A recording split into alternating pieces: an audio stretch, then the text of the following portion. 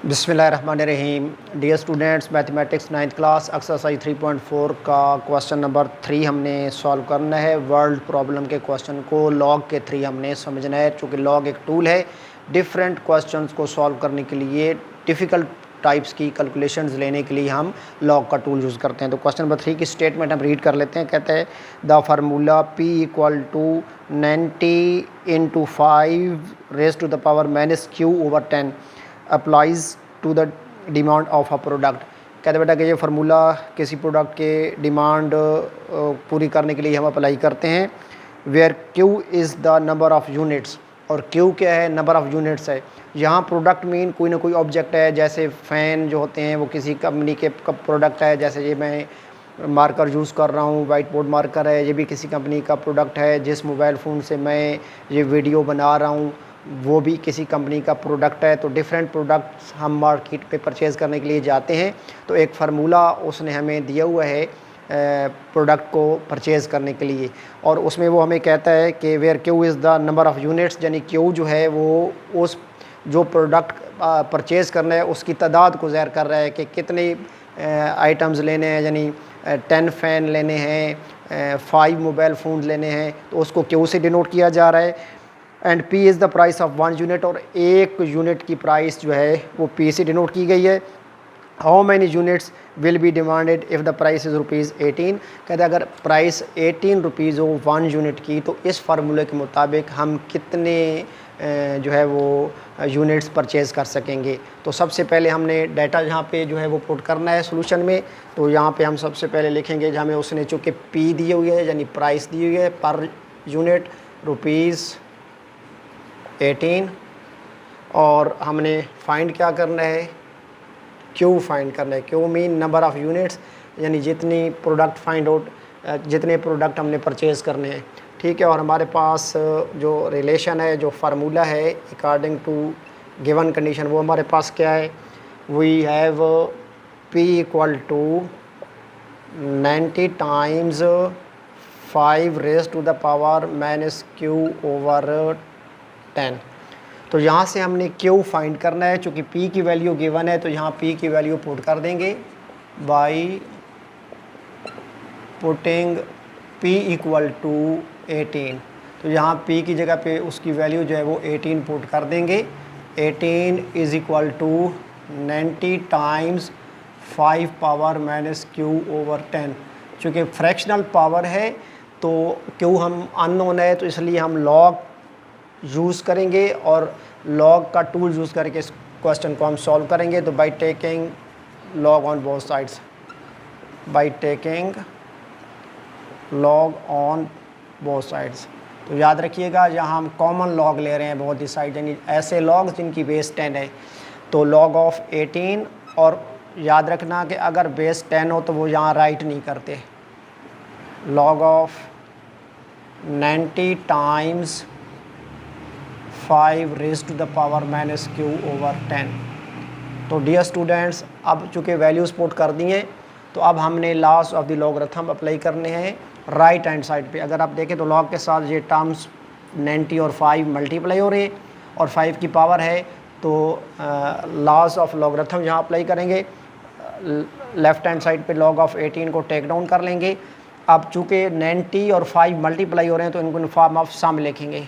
हमने rule discuss किया था प्रीवियस लेक्चर्स में कि जब भी लॉग के साथ कुछ टर्म्स मल्टीप्लाई हो रही हूँ उनको इन फॉर्म ऑफ सम लिखते हैं। तो लॉग 90 प्लस 5 के साथ अलग अलग लिखेंगे, लेकिन चूँकि 5 की पावर भी है तो यहाँ पावर लॉ भी यूज़ होगा। तो किसी नंबर की पावर हो तो लॉग में वो पावर जो होती है उस नंबर के लॉग से पहले मल्टीप्लाई हो जाती है, यानी प्लस -q/10 इंटू लॉग 5। अब हमने laws of the logarithm apply कर दिए। अब हम 18 का भी लॉग फाइंड करेंगे, 90 का भी लॉग फाइंड करेंगे, 5 का भी लॉग फाइंड करेंगे। तो dear students, you know very well कि किसी भी नंबर का लॉग फाइंड करना हो वो required 2 values. Number 1 characteristics, number 2 mantissa. तो करेक्टरिस्टिक्स बाई साइंटिफिक नोटेशन और mantissa by using log tables. तो अगर आप गौर से देखें तो 18 का जो पॉइंट है आफ्टर यूनिट प्लेस, यानी 8 के फ़ौरन बाद लिखा हुआ है। अगर हिडन हो यानी वादे तौर पे पॉइंट नज़र ना आ रहा हो, लिखा हुआ ना हो, तो हमेशा हमेशा आफ्टर यूनिट प्लेस होता है, वंस, आफ्टर वंस या यूनिट प्लेस भी उसको कहते हैं, यानी 8 के बाद होगा। तो जब इसको साइंटिफिक नोटेशन में अगर हम कन्वर्ट करना चाहें तो यहाँ से पॉइंट मूव करके लेफ्ट साइड पे फर्स्ट नॉन जीरो डिजिट 1 है ना, आफ्टर 1 आ जाएगा, यहाँ आ जाएगा, लेके आना नहीं है, सिर्फ देखना है कि कितने डिजिट मूव करता है। तो चूँकि राइट से लेफ्ट की तरफ 1 डिजिट मूव करता है तो इसका जो करेक्टरिस्टिक होगा 18 के लॉग का वो 1 होगा। अब यहाँ लॉग नहीं लिखेंगे क्योंकि इसका लॉग हम फाइंड कर रहे हैं, यहाँ पॉइंट लगाएंगे क्योंकि मैंटीसा जो है ऑलवेज फ्रैक्शनल पार्ट होता है। तो अब 18 के बाद यहाँ कुछ नहीं लिखा हुआ तो 18 को 0 में देखेंगे, लॉग टेबल में आप 18 को 0 में देखेंगे तो जहाँ जो वैल्यू भी होगी वो यहाँ पुट कर लेंगे। तो अब हमने लॉग टेबल जो है वो ओपन कर लिया है, तो 18 को 0 में हम जो है वो देखेंगे लॉग टेबल में, तो हमारे पास है जी 2553। पॉइंट के बाद लिखेंगे 2553, चूँकि mantissa is always positive and fractional part, तो इक्वल टू का साइन यहाँ पे आ जाएगा। अब 90 का लॉग फाइंड करना है, तो यहाँ भी देखें तो इसका पॉइंट कहीं भी हमें नज़र नहीं आ रहा, तो इसका पॉइंट भी आफ्टर 1 होगा, यानी 0 के बाद यहाँ पे होगा, यानी यूनिट प्लेस के बाद होगा। और इसको भी अगर हम साइंटिफिक नोटेशन में कन्वर्ट करें तो लेफ़्ट साइड पे फर्स्ट नॉन जीरो डिजिट 9 है, तो ये भी 1 डिजिट ही मूव करके आ सकता है, लेके आना नहीं है। और ये एरो भी मैंने आपको समझाने के लिए पुट किए हैं, आपने नहीं वहाँ पुट करने। तो इसका करेक्टरिस्टिक भी 1 होगा, पॉइंट लगाएंगे। 90 को भी हमने लॉग टेबल में 0 में देखना है, तो 90 को जब 0 में देखेंगे तो वहाँ पे है जी 9542, 9542, फिर यह बन जाएगा जी प्लस माइनस माइनस Q/10।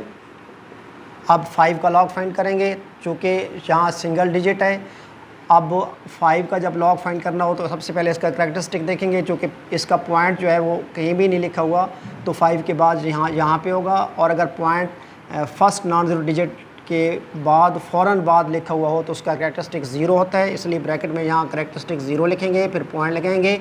अब 5 को लॉग टेबल में हम देख नहीं सकते क्योंकि लॉग टेबल शुरू ही 10 से हो रहा है। तो आप क्या करोगे, जब भी आपको 1 का लॉग देखना पड़ जाए, 2 का, 3 का, 4, 5, 6, 7, 8, 9 का, तो आप 1 का लॉग देखने के लिए 1 के साथ 0 लगा के उसको 10 बना लेंगे। 2 का लॉग देखना होगा तो 2 के साथ 0 लगा के 20 का लॉग फाइंड करेंगे। इसी तरीके से 5 के साथ 0 पुट करके 50 बना लेंगे और 50 को 0 में देखेंगे। तो अब लॉग टेबल में हमने 50 को 0 में देखना है, तो उसकी वैल्यू जहाँ हम देख लेंगे, 50 की बे 0 को देखा है तो वह है जी 6990, 6990।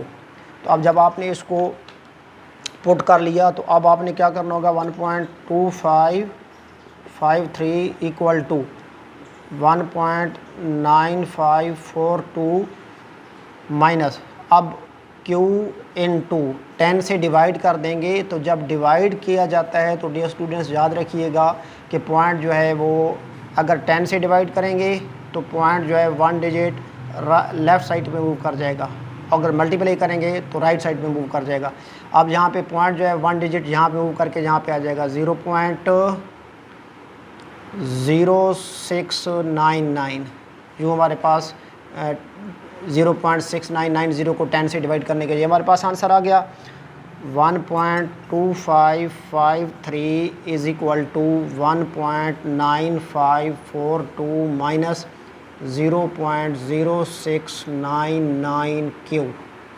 चूँकि हमने Q फाइंड करना है तो जो फाइंड करना है उसको हम राइट से लेफ़्ट की तरफ लेके आएंगे। तो ये माइनस का साइन है, तो ये जब मूव करके जाएगा, ये अमाउंट जब राइट से लेफ़्ट की तरफ मूव करके जाएगी तो ये साइन प्लस में चेंज हो जाएगा, जहाँ हमारे पास बन जाएगा 0.0699 Q इज़ इक्वल टू। अब क्या करेंगे बेटा, हमने यहाँ पे भी क्या करना है कि इस अमाउंट को शिफ्ट कर देना है, तो ये आके इसमें से माइनस हो जाएगी। पहले इस अमाउंट को लिखेंगे 1.9542 और माइनस हो जाएगी जो हमारे पास लेफ़्ट हैंड साइड पे नंबर था उसको भी हम राइट पे शिफ्ट कर देंगे, तो 1.2553, तो 0.0699 Q इज़ इक्वल टू। अब माइनस करेंगे, कैरी लेंगे जहाँ से 12 में से 3 माइनस किया 9, और यहाँ पे हमारे पास आ गया जी 13 में से 5 माइनस किया 8, और यहाँ पे 14 और नहीं 14 में से 5 माइनस किया 9, और यहाँ 8 में से 2 माइनस किया 6 और 1 में से 1 माइनस किया 0, तो 0.6989। तो Q is equal to 0.6989 divided by 0.0699। तो हम डिवाइड करेंगे, तो डिवाइड करने से हमारे पास जो आंसर आ जाएगा वो आएगा 9.99। ये हमारे पास जब हम 0.6989 को डिवाइड करेंगे 0.0699 से, तो हमारे पास आंसर आएगा 9.99। तो इसको राउंड ऑफ कर देंगे, जब राउंड ऑफ करेंगे तो Q इक्वल टू 10। उसकी वजह यह है कि हमने जब कोई भी प्रोडक्ट परचेज़ करना है तो अब हम ये नहीं कह सकते कि हमें 9.9 फ़ैन दे दें या 9.9 जो है वो मार्कर दे दें। तो हम प्रोडक्ट पूरा परचेज़ करेंगे तो इसलिए इसको राउंड ऑफ कर देंगे तो Q इक्वल टू 10 आ जाएगा। तो dear students, a very important and very easy question. आप इसकी प्रैक्टिस कीजिएगा, दुआओं में याद रखिएगा। अल्लाह हाफिज़।